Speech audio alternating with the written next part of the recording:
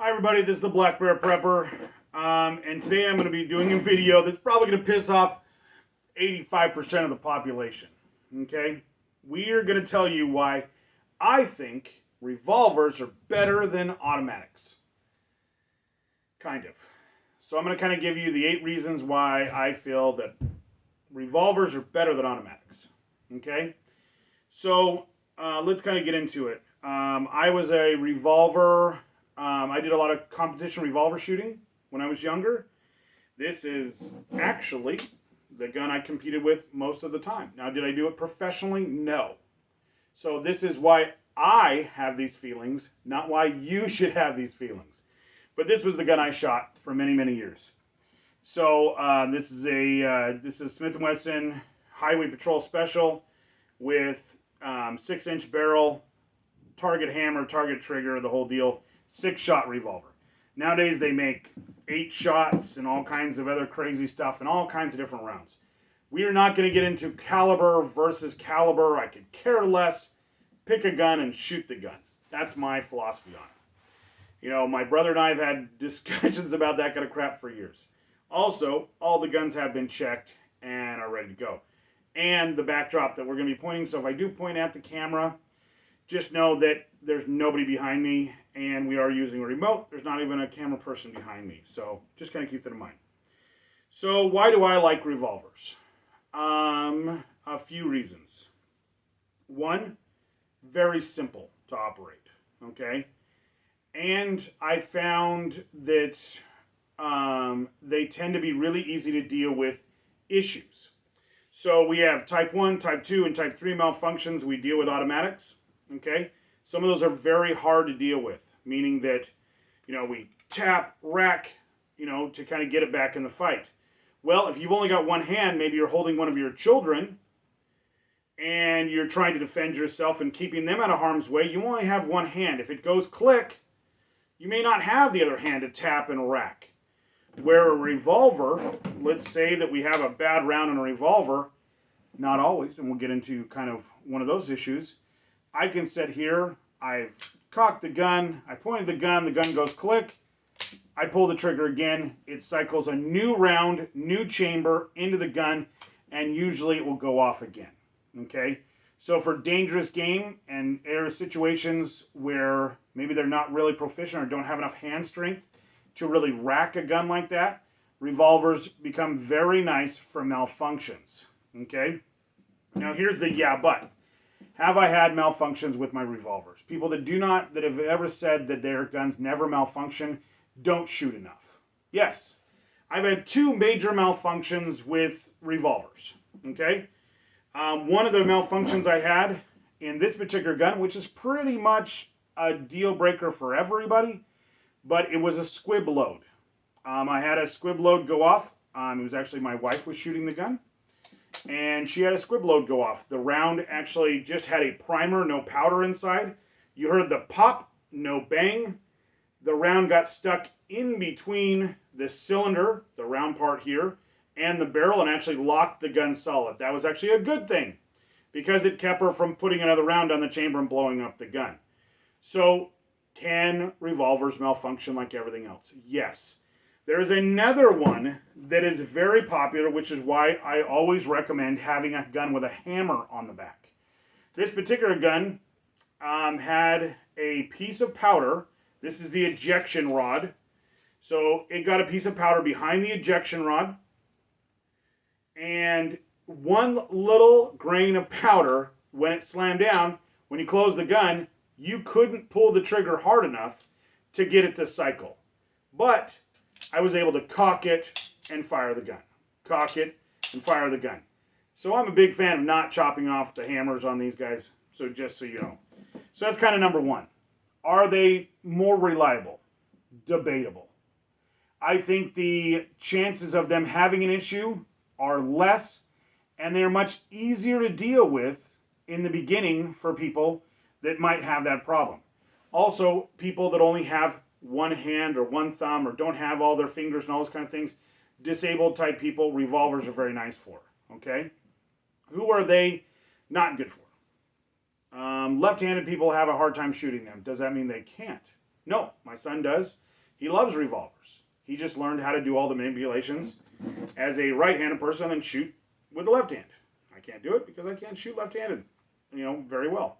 But he was able to do all the different manipulations with the hand on the other side. So there's lots of people out there. Some of the best revolver shooters in the world are left-handed. So, that is definitely there. One, it's a little easier to load for people that have arthritis in their hands. You're dropping rounds in or using a speed loader. So that's definitely a plus. You're able to just drop rounds in. So that's number 2. A little easier to load than a magazine-fed gun. I pissed off America. I can hear you screaming in the field behind me. Yes. Training, all those other things, and lots of rounds, and guns that are easier to shoot, and all those kind of things. Yes, all those things are great. Yes. So, really nice there. I do like automatics. I shoot automatics all the time now. I do still love revolvers, though. They're my favorite. So, then we get into, so your big ones, okay? Easier to shoot, easier to load, and the idea that they're easier, no racking, no nothing. Third, if you have poor grip strength and poor recoil control, these still cycle. These do not. I have seen people that are 85 years old and cannot cycle a 22 caliber gun that you may sit there and go, oh, it's stupid. Anybody can do that. Not everybody can. I've also seen them have lots of limped wrist issues because they have lots of arthritis in their hands. They're not able to keep the gun forward enough to make the gun cycle properly, even with a 22 caliber. So keep that in mind. Where revolvers, it goes bang, it doesn't need to have any kind of action to rack it back. So what do I give for those kind of people? 22 caliber revolvers. They're awesome. I love them. And they go bang, bang, bang. And they work just fine that way. So kind of keep that in mind. And I just pissed off the rest of the world by shooting a 22 caliber with, not understanding how 22 calibers work. Not all 22 calibers should you dry fire, but this particular one's fine. So the other kind of nice thing, you can get them with large magazine capacities. This one happens to hold 9 22 caliber rounds. So really powerful there. You can get them in very powerful rounds that are very reliable, meaning that lots of rounds out there, a lot of guns don't like shooting hollow points, or don't like shooting lead cast, or don't like shooting underpowered rounds or overpowered rounds. It's the idea of why people don't like automatic shotguns. I love them because they kick much less, but they tend to have more problems than pump guns. Again, people screaming in the background. So, when we get into that kind of idea. So we're able to do that. Now the other thing might be, kind of number 4 would be multiples of calibers. So when it gets into 357, you can also shoot 38 special. Sometimes, not all guns, and this is less likely, there's a lot of different 38 caliber rounds you can shoot in there. Some guns that are revolver type guns can shoot multiple calibers. Because there's no reason to have it rack back, you can shoot 38 Smith & Wesson, you can shoot 38 Special, you can shoot 38, some of the other rounds. I've seen them shoot 15 different versions of 32 to 38 Special rounds, okay? So, not common, but usually when it comes to 357, it's very popular to have people kind of start out on 38 caliber rounds and then use their high-powered rounds at the end. When it comes to 22 caliber, you can shoot 22 long rifle, 22 long. Those are 2 different things, by the way. And then 22 shorts, 22 snake shot. So that's another really popular one for people why they would have a 22 revolver, because it shoots snake shot really well. Can automatics shoot snake shot? Some. Reliably? Maybe. Will a revolver shoot snake shot all day long reliably? Hell yes. And in certain situations, we had a big skunk problem here for a while, so they were using snake shot for skunks to dispatch them in town, and the cops actually switched over, and this was many, many years ago. They actually started carrying revolvers just for that reason, for that purpose, okay? So, Can they shoot other types of ammunition? Yes. Reliably? Yes. Sometimes it's a lot of ancient ammo that might be around when you can't find anything else. You may be able to not be able to find 9mm, and kind of brings me to the fifth one. Not everybody shoots revolvers anymore. So that might be around that you might be able to find when you can't find anything else. I just went to the store the other day. 9mm doesn't exist. So that's a plus when you can't find anything else. It's a little easier to reload. It doesn't have to be as precisely reloaded as 9mm or some of the other rounds to be reliable. So that's one of those things. So it tends to handle reliability issues with reloads, cheaper ammunition, junk ammunition, really, really well versus the automatics do. They have a drawback. They're super expensive comparatively. So they tend to be really, really expensive. So that's kind of one of the things. Can you get them in multiple calibers? Yes. Can you shoot them really, really well? Yes. I tend to think they are better, and this is going to piss some people off. I tend to believe that they shoot better for dangerous game. So this is the gun I carry when I'm out hunting. So maybe I've got a 30-06 rifle on me, and everybody goes, well, what do you need a pistol for?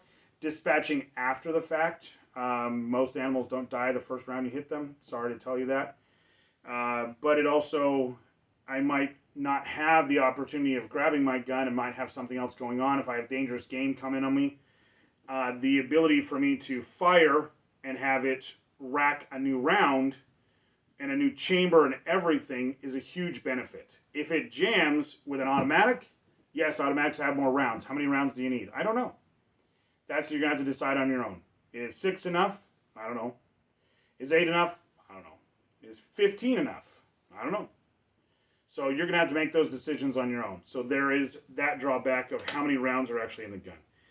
I do really like the fact that if I have a bear coming charging on me and I get up in here and I put my hands on it, I'm okay. I fire once, gun goes click, right again. Boom, boom, boom, boom, until the gun goes click. And no bangs. So kind of a cool feature there.